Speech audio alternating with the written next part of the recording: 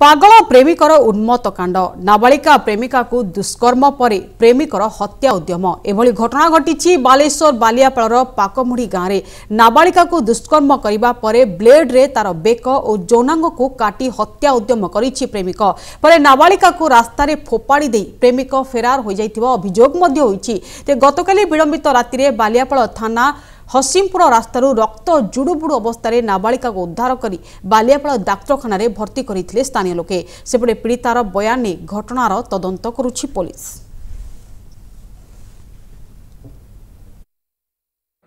भाई मते हेल्प से डुगा मते मैरिज करे पे आज नै आस्तिला